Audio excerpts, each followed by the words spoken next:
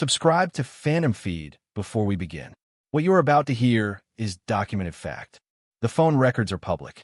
The witnesses gave sworn statements. The dates are verified. Nothing in this case has been embellished.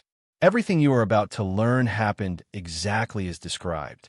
In May of 1979, a 23-year-old man in Cincinnati, Ohio, went to sleep. His name was David Booth.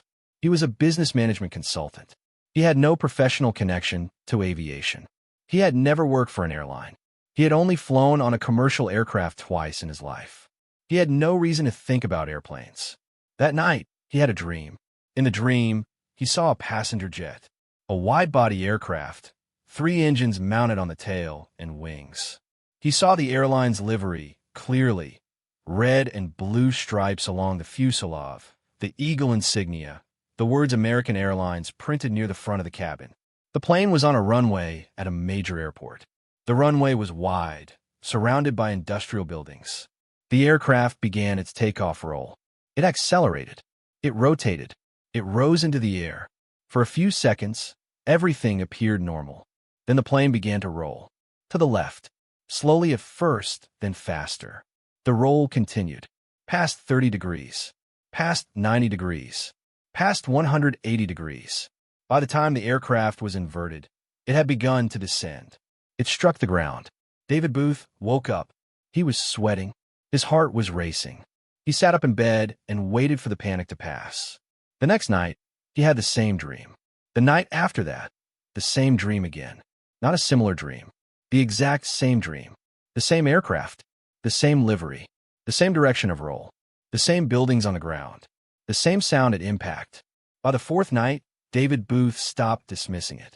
He took a yellow legal pad from a drawer and began writing the details down. He wrote, aircraft type, 3-engine wide-body, possibly DC-10. Airline, American Airlines. Direction of roll, counterclockwise, viewed from behind the aircraft. Bank angle at impact, greater than 90 degrees.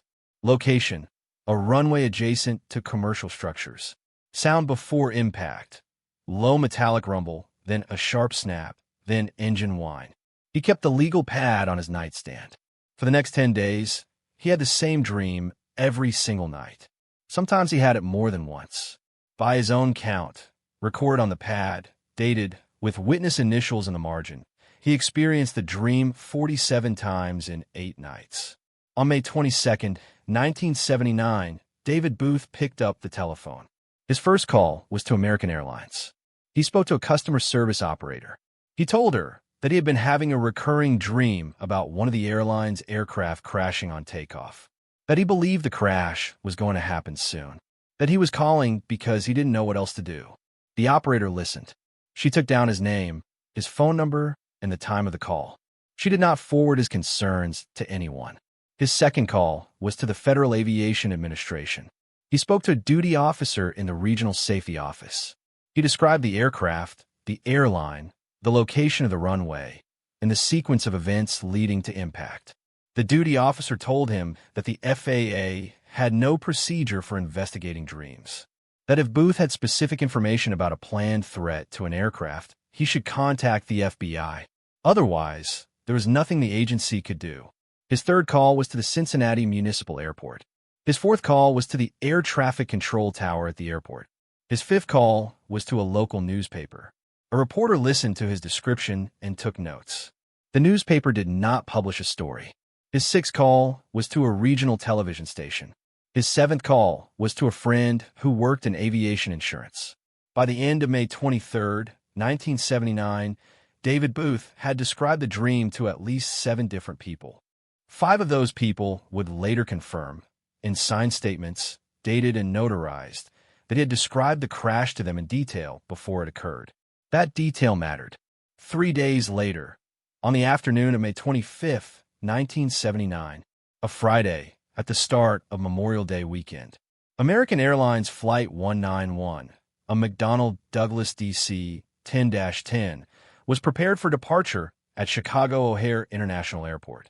The aircraft was bound for Los Angeles. There were 258 passengers and 13 crew members on board.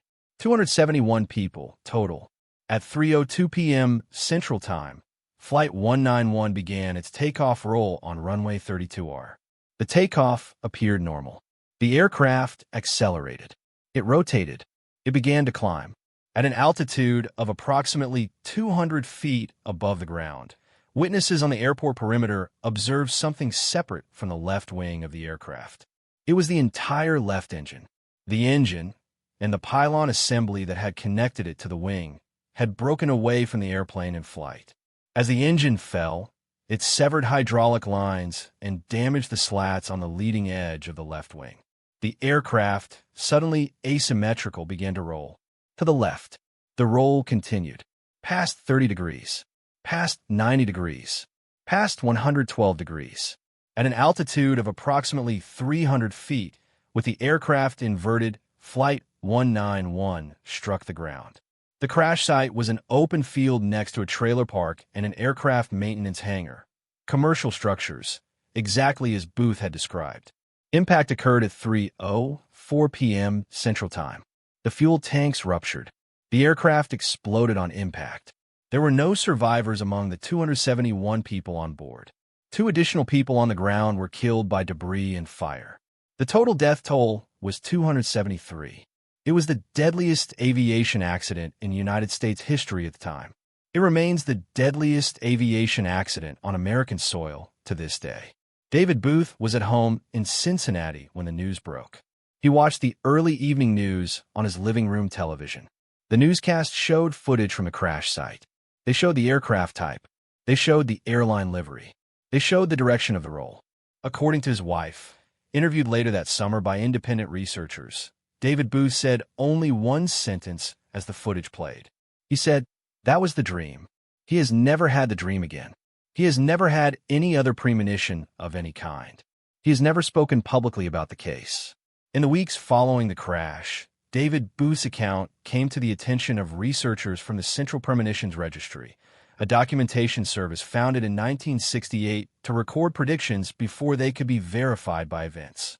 Investigators interviewed Booth, his wife, and the 7 people he had spoken to about the dream. They obtained the phone records from American Airlines and the FAA, which confirmed the dates and durations of his calls.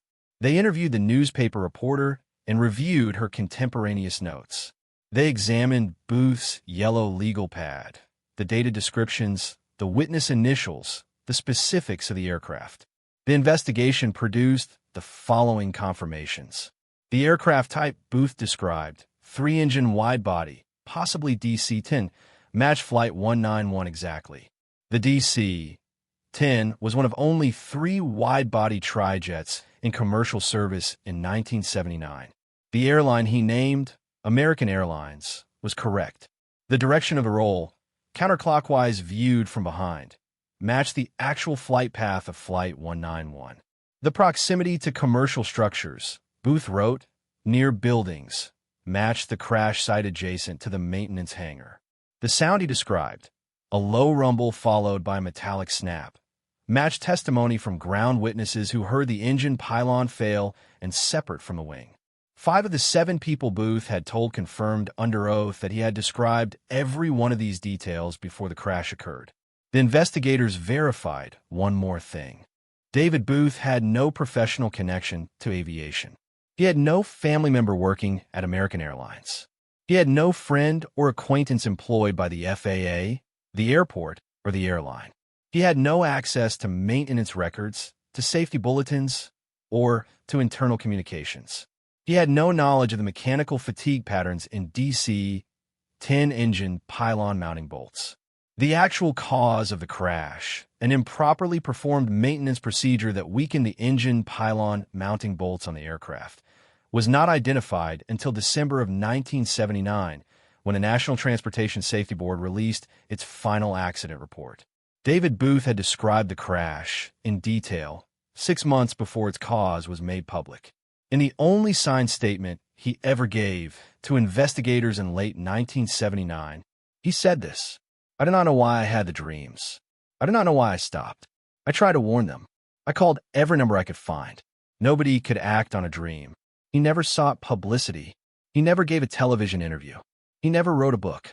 He never made any further claims about predictions, premonitions, or paranormal experiences of any kind.